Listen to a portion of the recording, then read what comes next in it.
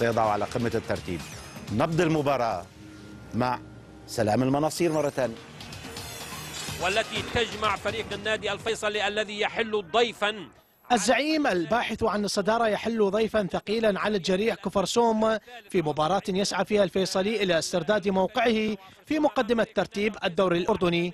لقاء لم يكن سهلا للفيصلي، فأهل الدار صمدوا وتألقوا في دقائق الشوط الأول، دافعوا عن مرماهم ببسالة وهاجموا بثقة، ولكن محاولاتهم افتقدت إلى التركيز والتأني. الفيصلي يعاني وجميع المحاولات من دون نجاح تنتهي. والكرة في مصلحة الخطورة. الله الله الله الله يا ولد الله. جماهير الزعيم لم تفرح إلا في الدقيقة 50.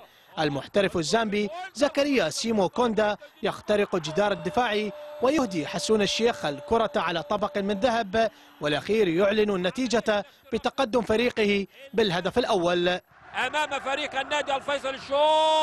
شوف حسون.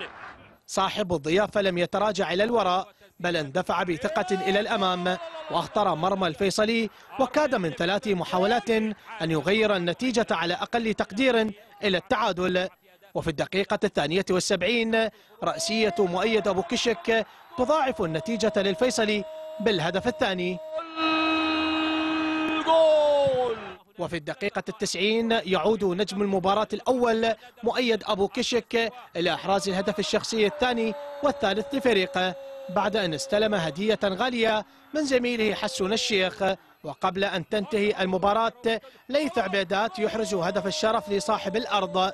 فوز مستحق أعطى الفيصلي الصدارة من جديد ب13 نقطة، متفوقا بنقطة واحدة على شباب الأردن. الفائز يوم الأحد على الوحدات فريق زميلنا العزيز كفاح الكعبي. سلام المناصير، صدى الملاعب. ب3 أهداف.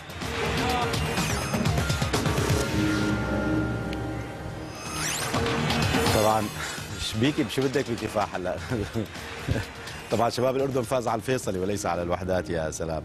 الصدارة انتقلت من شباب الأردن للفيصلي ب 13 نقطة مثل ما قال سلام، مقابل 12 للشباب، 11 لحسين إربد، 10 للجزيرة و9 الوحدات، والمركز